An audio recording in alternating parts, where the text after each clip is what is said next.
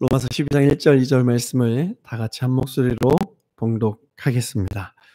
그러므로 형제들아 내가 하나님의 모든 자비하심으로 너희를 권하노니 너희 몸을 하나님이 기뻐하시는 거룩한 산제물로 드리라. 이는 너희가 드릴 영적 예배니라. 너희는 이 세대를 본받지 말고 오직 마음을 새롭게 함으로 변화를 받아 하나님의 선하시고 기뻐하시고 온전하신 뜻이 무엇인지 분별하도록 하라. 아멘. 치유 다섯 번째, 신앙생활 치유, 이 주제를 가지고 세 번째 나눕니다. 오늘은 특별히 변화를 받아라는 제목을 가지고 로마서 12장 12절 말씀을 중심으로 말씀 나누겠습니다.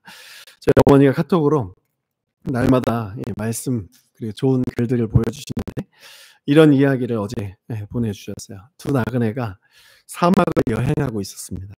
한 나그네는 너무 고통스러워서 여행을 포기하고 싶었어요. 그러나 다른 나그네는 지친 나그네를 친구를 위로하면서 여행을 계속했대요. 그런데 그들의 눈앞에 펼쳐진 것은 무덤뿐이었다고 합니다. 이때 한 친구가 말해요. 이제야 올 것이 왔군. 우리는 저 사람들처럼 지쳐서 쓰러 죽고 말 거야. 이렇게 말했어요. 반면에 다른 친구는 이렇게 말하며 희망을 심어주었습니다. 무덤이 여기에 있다는 것은 멀지 않은 곳에 마을이 있다는 희망의 징표가 아닐까? 과연 조금 걸어가다 보니까 드디어 쉬어갈 마을이 나타났다고 합니다. 두 사람이 똑같이 눈앞에 공동묘지를 봅니다. 그러나 어떤 사람은 죽음을 말하고 어떤 사람은 삶을 말해요. 이 이야기 끝에 이런 말을 덧붙였어요. 믿음이란 없는 것보다 있는 것, nothing보다는 something을 바라보는 것입니다. 먹지 못하는 5,000명이 있다고 해도 물고기 2마리와 보리떡 5개면 하나님은 우리를 넉넉히 먹일 수 있다고 믿는 것입니다. 이런 글이에요. 두 나그네 중에 희망을 말하는 친구는 저 너머에 마을이 있지 않을까 하면서 아마도 그럴 수 있을 거야. 이런 뉘앙스로 말을 했어요. 이 글을 읽으면서 뭔가 그럴듯하고 이 말씀이 뒤에 이렇게 딱 나오니까 그런 것 같아. 아주 적절한 이해 같아. 이렇게 생각이 되다가도 뭔가 시원하지 않았어요. 왜냐하면 믿음이라는 것이 아마 그럴 수도 있을 거야. 이 무덤을 넘어가면 우리가 쉬어갈 마을이라는 곳이 있을 수도 있을 거야 라고 말하는 것이 이 그리스도인들이 믿는 그 믿음이 아니기 때문이에요. 그래서 이 글을 더 여러 번 묵상을 해봤어요. 묵상을 해보니까 이건 예수를 믿는 믿음과는 다른 것이라는 것이 보이는 거예요. 믿음 뒤에 성경을 붙인 것이 아니라 긍정의 힘 뒤에 성경을 붙였어요. 오늘날 이렇게 우리의 믿음이 애매하고 비성경적으로 정의되어 많은 기독교 신자들을 아직 구원의 자리에 오지 못하게 하는 사상들이 교회 안에 참 많이 있습니다. 이것을 다원주의라고 표현을 해요. 믿음에는 분명한 기준이 있어야 돼요. 믿음은 애매한 것이 아니라 특별히 예수를 믿는 것이라면 기독교에서 말하는 믿음이라는 것은 애매한 것이 아니라 확실한 것입니다. 그렇지 않을까? 예수를 믿으면 우리가 죽으면 천국에 가지 않을까? 이런 것이 예수가 말하는 성경이 말하는 믿음과는 전혀 거리가 먼 것이라는 것을 우리는 알아야 됩니다. 지금 이 시대를 살아가는 우리들. 바울은 믿음을 이렇게 정의했어요. 빌립보서 3장 14절 말씀 PPT에 다 같이 읽어볼까요? 시작. 그리스도 예수 안에서 하나님께서 위로부터 부르신 그 부르심의 상을 얻으려고 목표점을 바라보고 달려가고 있습니다. 목표점이라고 말합니다. 개역개정은 표대를 향하여라고 말하죠. 바울의 표대는 어디입니까? 하나님 앞이에요. 저 천국. 믿음의 목표가 이 바울에게는 분명하였어요. 그리고 이 바울의 선포를 통해 빌립보 교회가 다시 그 믿음을 가지기를 원했죠. 예수 믿으면 하나님 앞에 가지 않을까? 믿으면 하나님 앞으로 간다라고 바울은 선포를 하죠. 그래서 뒤를 돌아보지 않고 미래를 늘 소망하며 살아가는 거예요. 예수 믿으면 소망에 가득 차는 이유가 이거죠. 과거에는 하나님이 함께하지 않았지만 예수를 믿은 후 나의 미래에는 하나님이 함께 하신다. 하나님 함께 하시면 내 인생 즐거울 수 있다. 하나님 함께 하시면 나의 모든 삶에 부족함이 없다. 시편 23편에 고백한 것처럼 여호와는 나의 목자가 되시니 여호와가 나의 목자가 되시는 그 순간부터 나는 부족함이 없는 거야. 내 앞에 양인 내 앞에 지푸라기가 하나도 없어도 목자가 있으면 부족한 것이 없는 거예요. 왜냐하면 목자이신 예수께서 나를 푸른 초장 쉴만한 물가로 인도하실 것이기 때문에. 여러분 지금 삶에 여러분들의 삶에 부족한 것이 있습니까? 여호와를 나의 목자로 삼으세요. 그러면 걱정이 사라져요. 왜냐하면 그 목자 되신 여호와께서 우리를 푸른 초장 쉴만한 물가로 인도하실 것이기 때문이죠. 주님 함께 하시면 미래는 밝아요. 예수를 믿는 자는 과거를 묵상하는 자가 아니에요. 과거에 어떤 신앙을 가지었든 어떤 경험을 했든 어떤 삶을 살았던 미래를 바라보는 것입니다. 이전 것은 늘 지나가는 거예요. 우리는 확실한 목표를 가지고 살아요. 주님도 우리를 구원하실 때 확실한 목표가 있었어요. 요한복음 3장 16절 다 같이 시작. 하나님이 세상을 이처럼 사랑하사 독생자를 주셨으니 이는 그를 믿는 자마다 멸망하지 않고 영생을 얻게 하려 하십니다. 믿는 자들에게는 영생이라는 확실한 메시지가 있습니다. 이 확실한 구원의 메시지가 있는 거예요. 그래서 이 땅을 살면서 늘 어떤 것에 도전할 수 있는 마음, 모험할 수 있는 거예요. 영생이 있는 자와 없는 자의 삶은 삶의 결이라는 것이 달라요. 영생이 없으면 남을 돌아보지 못합니다. 늘 나 중심으로 살아요. 내가 제일 중요해요. 그래서 인생 뭐 없다. 놀자, 즐기자, 먹고 마시자, 내 맘대로 살자 하죠. 삶의 의미라는 것을 찾을 시간이 없어요. 내 기쁨, 내 삶의 만족을 채우기 위해서. 돈 버는 게 인생의 목표이고 내 욕심 채우는 게 먼저예요. 그래서 자동차 신호도 무시하고 인간관계도 나 중심대로 하고 내 감정 표출하고 싶은 대로 다 하고 말도 그냥 나오는 대로 다 해버려요. 다른 사람이 어떻든 나만 좋으면 되는 거예요. 러시아가 우크라이나를 공격하는 것도 이런 생각들로부터 나온 거죠. 세계가 어떻게 변했는지. 이 공격을 하면 러시아의 국적을 가진 세계에 펼쳐져 있는 국민들이 어떤 대우를 받게 되고 어떤 어려움을 겪게 되는지 전혀 신경 쓰지 않는 거예요. 자기들의 욕심을 위해서 그냥 공격하고 보는 거죠. 이런 삶의 열매가 무엇입니까? 첫 번째는 자기연민, 두 번째는 비교의식, 세 번째는 공허감. 여러 가지가 있을 거야. 푸틴이 지금 이런 마음에 사로잡혀 있을 것입니다. 내가 지금 공격을 하고 있기는 하지만 뭘 위해서 하는 건지. 공허함, 그 공허함 가운데 더 악하기 때문에, 길을 모르기 때문에 그냥 그 삶 그대로 그냥 놔둬버릴 수가 있는 거야. 내가 편하려면 상대방을 굴복시키거나 사라져야 한다는 그 마음들이 있는 것이죠. 늘 나 중심으로 살면. 영생이 없으면 다른 것을 쳐다볼 여유가 없는 거야. 영생이 있는 자는 다르죠. 일단 기본적으로 영생이 있는 자는 남을 돌아볼 수 있는 시선이 있습니다. 남 생각을 해요. 그래서 말도 하고 싶은 대로 다 하지 않고 내 욕심 채우려고 하지 않아요. 나만을 위해서 살지 않죠. 우크라이나 대통령이 지금 많은 존경을 받고 있죠. 대다수의 사람들이 우크라이나 대통령 전쟁 시작하면 뭐 제일 먼저 도망칠 거다 이렇게 생각을 했었는데 그는 전쟁 최전선에 서 있습니다. 국민들과 함께하고 있어요. 그래서 많은 국민들과 세계인들이 그 대통령의 모습을 보면서 감명을 받아요. 남을 위해 살아가는 삶의 모습이 세상 사람들을 감명하고 마음을 열게 되는 거예요. 저희 어머니도 아버지가 일찍 돌아가셔서 나이 40에 홀로 되셨어요. 제가 지금 나이 41세인데 그때 어머니의 상황을 제 지금 나이를 비교하면서 한번 되돌아봤어요. 그 젊은 나이에 아들 둘과 남겨졌는데 아들 둘의 상태가 만만치 않아요. 하나는 중학생, 하나는 고등학생. 둘째 아들은 목사 된다고 말만 하고 그렇게 살지 않는 그 모습 때문에 더 불안한 우리 어머니의 그 모습이 생각이 되는 거예요. 어머니는 너무 힘들지만 저희를 떠나지 않으셨어요. 그냥 버티셨어요. 교회만 열심히 다니고 기도만 하셨습니다. 하루하루 하나님이 까마귀를 보내주셔서 끼니 때우면서 그냥 살았어요. 미래를 꿈꿀 여유가 없었어요. 그냥 살았어요. 주시면 먹고 안 주시면 굶으면서 하나님이 언제 또 까마귀를 보내주시나. 그렇게 또 같이 셋이 모여서 기도하면서 이렇게 녹음 소리가 나서 나가면 라면 한 박스 나와 있고 그렇게 그냥 살았어요. 저는 어머니가 저희 두 아들을 떠나주지 않으신 것, 그 모습으로 예수를 만났습니다. 영생이 있는 자는 삶의 모습이 이렇게 확실해요. 나보다 하나님, 나보다 이웃이죠. 가족 혹은 내 삶에 맺어진 관계들을 먼저 생각하고 사랑하는 것. 이것이 하나님 나라 신앙. 영생을 소유한 자들이 이 삶 속에서 나타나는 삶의 양식이에요. 바울은 이 하나님 나라 신앙으로 살았죠. 여러분 예수 믿으면 다 부자 돼야 합니까? 예수 믿으면 다 무병장수해야 됩니까? 예수 믿으면 사람들에게 다 주목받아야 됩니까? 주목받지 못하고 삶의 중심에 서 있지 않으면 복을 못 받은 건가요? 실패와 절망이 있으면 예수 잘 안 믿어서 그런 건가요? 예수 잘 믿은 바울은 예수 믿고 경험하지 않아도 되는 수많은 고생을 했어요.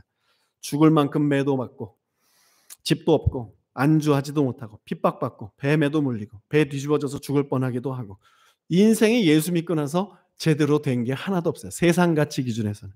근데 이 사도 바울은 예수 믿고 나서 한 번도 자신의 인생을 후회하지 않았어요. 그는 안 그래도 됐습니다. 로얄 패밀리 출신이었죠. 배운 걸 가지고 교수하면서 점잖고 격식 있게 살면서 호화롭게 살 수 있었어요. 바울은 예수 믿고 더 이상 그렇게 살지 못했죠. 하지만 바울은 예수 믿고 전보다 평안했습니다. 이런 찬양을 늘 불렀을 거예요. 내 평생에 가는 길 순탄하여 늘 잔잔한 강 같든지 큰 풍파로 무섭고 어렵든지 나의 영혼은 늘 편하다. 내 영혼 평안해. 내 영혼 평안하다. 이렇게 찬양했을 거예요. 그래서 우리의 이 신앙의 목표점을 분명히 하는 것이 참 중요합니다. 이 목표점이 없으니까 목회자들도 흔들리는 거예요. 그러니 교회도 흔들리고 성도들 흔들려서 열매가 이상하게 나오죠. 여러분 목회자를 위해서 기도해야 되는 것은 목회자가 메시지를 불분명하게 전하고 애매하게 전하면 성도들은 그 메시지를 그냥 받고 그렇게 살아가는 거야. 그러면 교회가 흔들리는 거예요. 성도들 흔들리고 다 지옥 가게 됩니다. 다는 아니겠죠. 결국 좋은 게 좋은 거야 하면서 이 신앙을 너무 깊이 들어가게 하지도 않고 또 너무 가볍게 하지도 않는 이 신앙을 그리고 이러한 메시지를 여러분 대적해야 돼요. 그리고 저 입술에서 예수 그리스도의 선명한 복음의 메시지가 선포될 수 있도록 목회자들을 위해서 기도해야 됩니다. 여기는 우리들뿐만 아니라 우리 교회뿐만 아니라 전 세계에서 모든 교회 목회자들을 위해서 기도해야 돼요. 우리는 교회를 열심히 다니면서 적당한 그 선을 유지할 수 있는 그 실력을 많이 가지고 살고 있습니다. 참 믿음과 거짓 믿음의 경계에서 중심 잡으면서 사는 거야. 그게 얼마나 힘든지 몰라요, 여러분. 이러지도 못하고 저러지도 못하는 그 경계에 선 신앙. 예수를 믿어야 되는 건 알겠는데 그래도 세상이 너무 좋은 거야. 이런 느낌 여러분 아십니까? 그래서 현대교회의 믿음의 주류가 긍정의 힘이 된 거예요. 긍정의 힘은 믿음의 카테고리 안에 들어있기는 해요. 예수 믿는 자는 긍정의 힘, 긍정의 사람이에요. 그러나 그것이 믿음의 전부는 아니에요. 긍정의 힘이 내가 예수를 믿는 것의 목표, 예수를 믿는 것에 대한 그 모호한 경계를 갈라주는 것이 아니에요. 가장 중요한 것은 긍정의 힘으로 사탄을 이길 수 없다는 거죠. 우리가 믿음을 가지는 것은 영적 전쟁을 해야 되기 때문인데 믿음을 가진다는 것은 무엇이에요? 성령의 검 하나님의 말씀을 가지고 세상에서 다가온 이 세상 권세자분들, 사단의 모든 권세, 메시지 이런 것들을 주님의 복음의 말씀으로 다 뚫고 지나가는 거잖아요.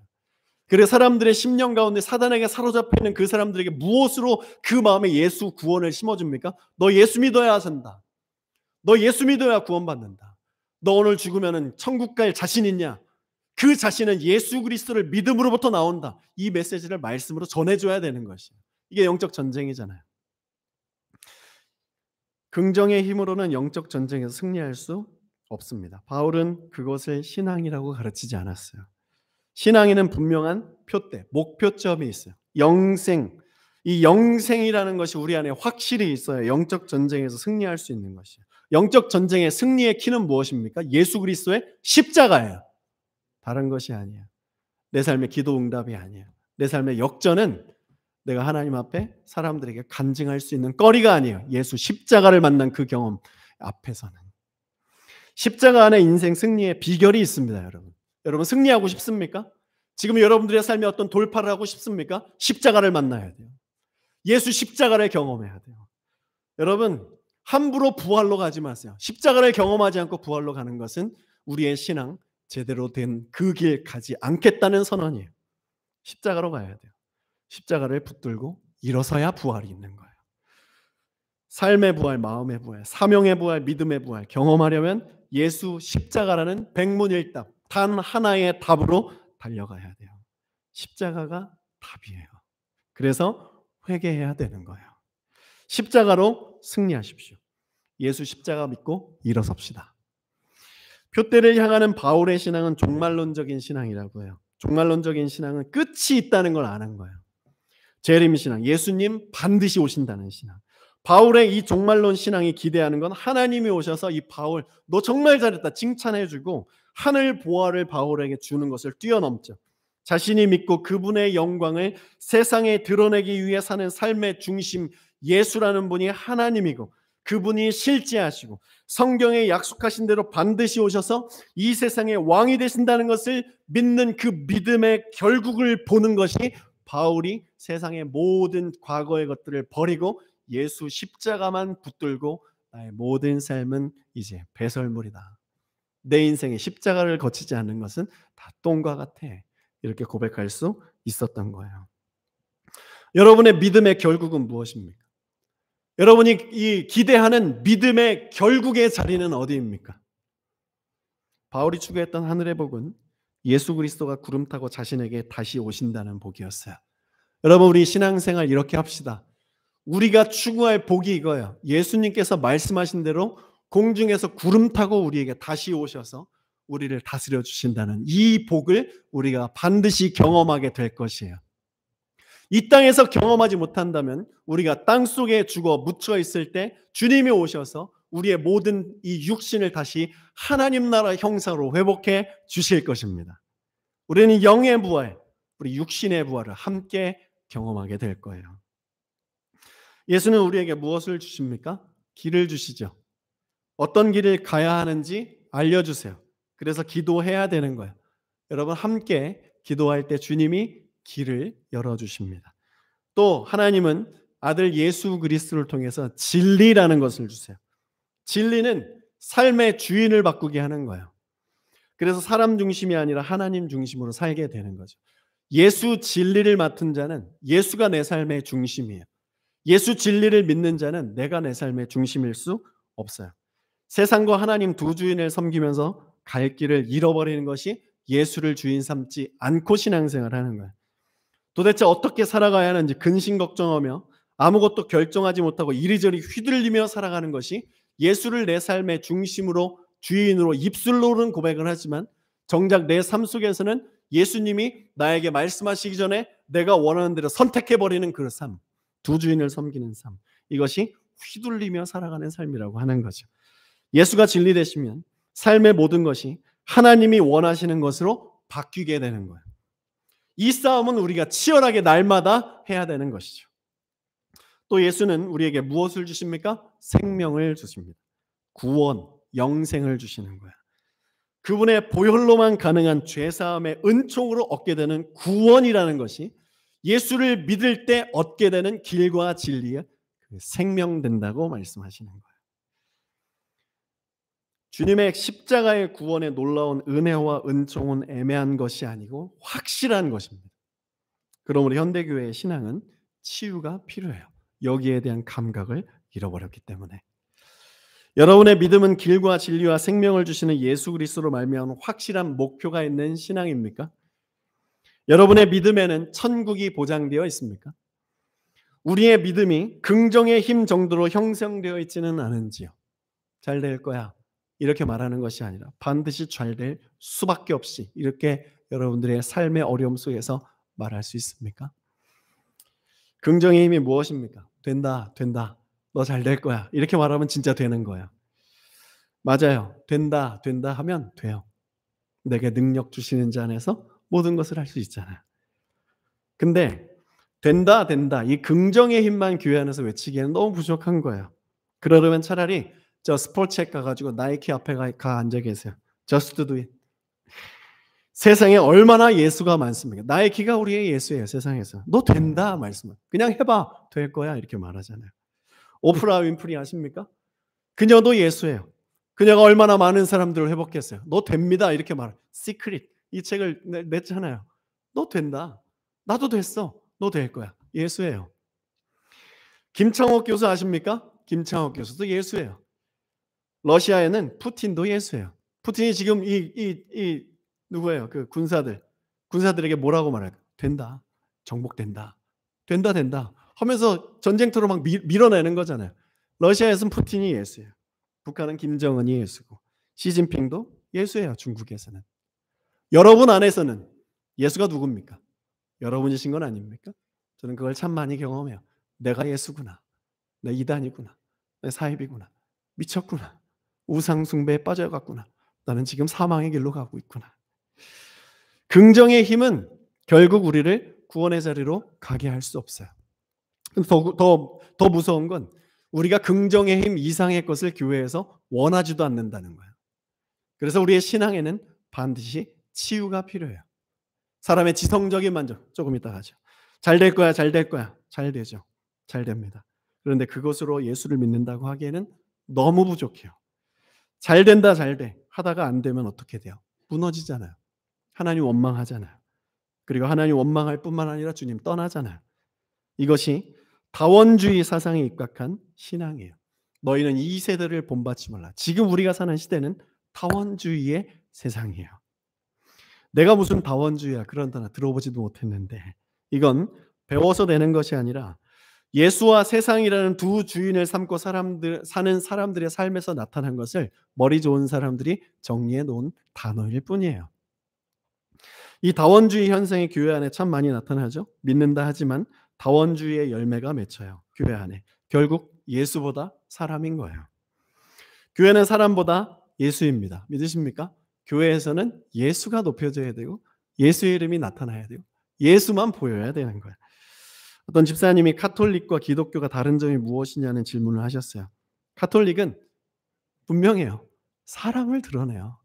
성자들을 드러냅니다. 성 베드로, 성 요셉.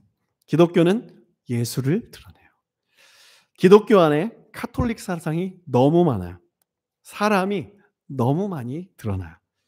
주님만 드러나기를 기도합니다. 저도 이 신앙이 너무 약해져서 33살 때까지는 내가 이렇게 살다가 그 광야 같은 데 가서 비명 행사가 제 비전이고 제 꿈입니다. 이렇게 담대하게 말하고 다녔어요. 근데 요즘에 그렇게 말해본 기억이 없더라고요. 설교를 준비를 하면서 내가 진짜 이 땅에 이 신앙을 뿌리내리고 있구나. 그렇게 말했던 것이 그냥 헛이었구나. 그냥 자기를 드러내려고 하는 자기의 의였구나.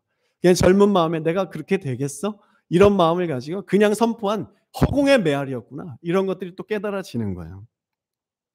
마틴 로이드 목사님은 고린도 교회를 예로 들면서 기독교가 원래 세워진 목적과 정반대로 가는 경향이 있다고 지적을 했어요. 고린도 교회는 쇠퇴하고 있었어요. 여기에 세 가지 큰 문제가 있어요. 첫 번째는 세속화의 문제가 있었죠. 교회가 세상을 너무 사랑하는 거예요. 돈을 너무 사랑하고 세상의 문화를 받아들이는 것에 전혀 거리낌이 없는 거예요. 교회가 세상 비즈니스, 회사들과 똑같이 살아가고 있는 거예요. 세상 문화를 즐기고 있는 거죠. 거룩의 상실. 두 번째는 지성주의. 지혜롭게 되기를 갈망하면서 이 세상 지혜와 하나님의 지혜 간의 차이를 망각했다. 이 마틴 로이드 존스 목사님이 고린도 교회를 분석하면서 이렇게 지적을 했어요. 이 세상 지혜와 하나님 지혜 간의 차이를 망각했다는 것. 나에게 이해되지 않으면 말씀이 아니라는 거예요. 이거 너무 중요한 거예요. 그러면서 이런 말씀을 하세요. 교회나 기관이 한때 옳았다고 해서 계속 옳다는 것이 보장되는 것은 아니라는 사실을 인정하는 것이 필수적이다. 제 말이 아니에요. 20세기의 세계적인 설교자, 영국의 설교자였던 마틴 로이드 존스 목사님의 말씀이에요. 그래서 신앙의 자기 검토가 무엇보다 중요하다. 이렇게 말씀하셨어요. 고린도전서 15장 1절 말씀을 다 같이 읽어볼까요? 시작. 내가 너희에게 전한 복음을 너희에게 알게 하노니 이는 너희가 받은 것이요 또 그 가운데 선 것이라. 고린도 교회가 먼저 복음을 받았었대요. 내가 너희에게 이미 전한 복음을 너희에게 다시 알게 하노니. 왜냐하면 너희가 받은 것이고 또 그 가운데 선 것인데 지금 잃어버렸기 때문에 다시 그 복음을 다시 전한다. 복음의 기초 위에 고린도 교회를 세웠는데 시간이 지나 보니까 이들의 신앙의 기초가 복음이 아닌 거예요. 여러 가지 세상의 문화와 사상과 개인적인 생각들이 짬뽕되어 있는 거죠. 이것은 고린도 교회만의 문제는 아니죠. 기독교 역사 가운데 세워진 모든 교회와 성도들의 고민이고 문제예요. 늘 싸워 이겨야 할 영적 전쟁은 바로 이것입니다. 사탄은 이렇게 우리의 신앙의 기초를 흔들어 놨어요. 명확한 표대가 없이 긍정의 힘 정도로 신앙을 사용하게 하였어요. 그만큼에도 50%는 넘는 거다. 이렇게 생각하게 했죠. 그렇게 해서 사탄이 우리들에게 이 시스템을 해놓은 것이 무엇인지 아십니까? 그렇게 살다가 천국 못 가게 하는 거예요. 구원받지 못하고 지옥 가게 하는 겁니다. 저는 여러분과 함께 천국 가고 싶어요. 그래서 우리 발버둥 치고 싶습니다. 내 안에 있는 영적인 불순물들을 무엇으로 제거합니까? 십자가로 제거하는 거예요. 여러분, 십자가의 감각이 이 시즌에 회복되기를 소원합니다. 우리 그것을 위해서 기도해야 돼요. 저나 여러분이나 신앙생활에 치유가 필요한 것은 말하지 않아도 잘 알아요. 근데 문제는 여기에 내 삶을 빠뜨릴 만한 믿음의 야성을 잃어버린 거예요. 그 야성은 우리가 모여서 말씀 나누고 기도할 때 회복할 수 있습니다. 내 믿음을 회복할 수는 없지만 그 야성까지는 회복할 수 있어요. 그래서 그 야성을 회복하면 그 야성을 가지고 하나님 앞에 진짜 기도하기 시작할 때 주님이 우리의 믿음을 회복시켜 주실 거예요. 여러분, 신앙생활은 언제 치유받고 회복합니까? 내 문제 해결, 소원 성취될 때인가요? 그렇지 않아요. 문제 해결, 소원 성취, 기도응답, 땅에 어떤 것이 풀리거나 열리는 것은 신앙생활을 치유하거나 회복하는 것의 전환점이 될 수는 있지만 그것으로 신앙이 회복되지는 않아요. 삶이 변하지도 않아요. 그때뿐이에요. 그래서 믿는 자들이 치유받아야 할 가장 중요한 것은 믿음인 거예요. 무엇을 변화받아야 합니까? 믿음이 변화받아야 돼요. 예수 믿고 교회 다니면서 우리의 믿음이 회복되기를 소원해야 돼요. 우리 삶의 문제, 코비드 이런 것들 기도하는 거 맞지만 여기에만 기도하고 땅의 것에만 기도하다가 우리 영적인 것을, 하늘의 것들을 기도하지 못하면 그 반열에 들어가지 못하게 되는 거예요. 신앙은, 신앙생활은, 그리고 이 마지막 때의 신앙생활이라는 것은 그렇게 녹록지 않은 거예요. 우리의 믿음은 변화돼야 됩니다. 변화되기 전에 치유받아야 돼요. 바울은 우리의 몸을 하나님이 기뻐하시는 산 제물로 드리는 것이 영적 예배다 이렇게 정의를 해요. 예수 피 묻은 십자가의 보혈에 담가졌다가 꺼내서 하나님께 드려지는 산제사, 교회에서 드리는 거룩한 예배, 또 삶에서 묻어나는 거룩함, 이것이 영적 예배에 빼놓을 수 없고 균형을 맞춰서 항상 같이 가야 할 영적 예배예요. 영적 예배는 하나님께 드리는 겁니다. 예배의 목표는 하나님께 영광을 올려드리는 거예요. 우리가 무엇이길래 십자가를 만나지 못하면 함부로 하나님께 영광을 올려드리는 것에 아멘 할 수 있습니다. 그런 자격도 안 되면서 십자가를 통과해야만 우리가 하나님께 영광이 될 수 있는 거예요. 십자가를 통과해서 예수가 내 안에 들어오셔서 주님이 나와 함께 살아주셔야 그 느낌, 그 경험을 해야 내 삶이 영광이 되는 거예요. 그렇지 않으면 아무것도 아니에요. 내 인생, 내 삶 다 빠뜨려도 거기에는 거룩함이 있을 수 없어요. 부자가 많은 헌금을 하든지 가난한 과부가 자기가 가진 2렙돈을 헌금을 하든지 아시잖아요. 어떤 것이 거룩했는지. 세상에서 일을 하다 보니까 깨닫는 게 참 많아요. 사람들이 욕과 험담을 달고 살아요. 다 욕이에요. 대화의 흥을 돋구는 것이 남 험담하는 거예요. 청소년들만 그러는 줄 알았는데 세상에 가보니까 다 똑같더라고요. 평가하고 비판하는 것에 즐거움을 갖습니다. 내가 주인인 거예요. 높아진 마음. 아, 주님이 세상을 더 확실하게 경험시켜 주시는구나, 나에게. 더 죽으라고. 그리고 더 깊고 디테일하게. 더 명확한 목표점을 가지고 기도하라고. 너무 은혜를 많이 받아요. 세상 그 욕천지에 살면서. 아, 이게 사람이구나. 그리고 아, 이게 나구나. 그 모습을 보면서 처음에는 저러면 안 되는데 어떡하지? 주님 어떻게 해요? 하다가 거기에 동조하고 싶은 그런 마음들이 내 안에 막 올라오는 것을 경험해요. 야, 이게 인생이구나. 그게 인간이구나. 그게 나구나. 그리고 그리스도인은 이렇게 살면 안 되는구나 하는 것을 배웠어요. 그리고 아, 내가 그리스도인이 되어야겠구나. 하나님이 받으실 만한 산 제물로 살아야 되겠구나. 너무 어렵다. 그래서 교회 가고 싶다. 그래서 같이 기도하고 싶다. 거룩한 사람들, 거룩한 메시지, 거룩한 말, 살리는 말, 남 중심으로 세팅되어 있는 삶의 자세가 되어 있는 우리 장로님, 권사님, 집사님, 우리 성도님들 만나서 여기서 함께 서로 메시지 더 깊이 나누고 싶다. 서로 더 나누면서 우리가 서로 동화되고 서로에게 더 긍정적이고 선한 영향을 우리가 서로 끼쳐서 이 가운데서 빛이 교회가 될 수밖에 없구나. 교회가 소망이구나. 이런 것들을 깨달았어요. 예수께서 십자가에 달리신 것처럼 자기를 비난하는 자들에게 똑같이 대응하지 않고 십자가 지신 예수의 모습이 우리 안에 나타나도록 살아가는 것. 이것이 그렇게 어렵고 힘든 것이구나. 그래서 저는 한 가지 여러분들에게 고백합니다. 여러분들이 저보다 훨씬 더 믿음 좋은 분들이에요. 저는 늘 말씀 준비하면서 살잖아요. 목회자는. 늘 성경 안에 살잖아요. 교회 안에 살잖아요. 그런 삶을 살다가 교회 오는 거 쉬워요. 물론 그 안에서도 교회 오는 거 쉽지 않을 때도 있지만 여러분들이 늘 세상에 살잖아요. 세상에서 늘 싸우다가 금요일 저녁에 교회 오는 거 쉽지 않다는 것을 알아요. 여러분들은 영성이 저보다 탁월하십니다.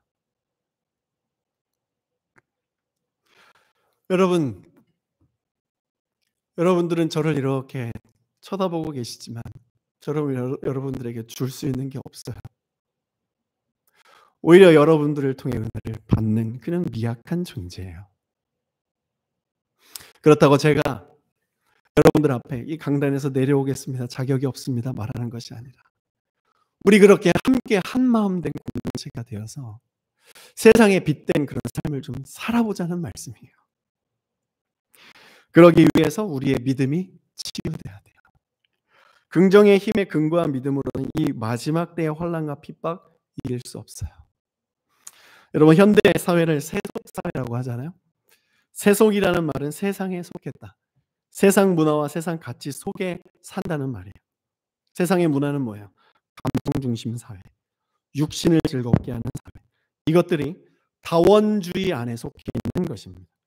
성경은 즐거움과 기쁨이라는 것을 구분하죠. 즐거움은 땅의 것, 내 감정, 육신의 만족, 먹고 마시고 시집가고 장가가는 것, 돈과 명예, 쾌락으로 정의돼요. 이거 없으면 못 살아요. 반면 기쁨은 하나님의 것, 하늘의 것이죠. 기쁨은 우리의 영을 만족시키는 거죠. 이 만족이 있으면 돈 없어도 괜찮아요. 이 만족이 있으면 명예 없어도 괜찮아요. 나는 주님의 자녀입니다.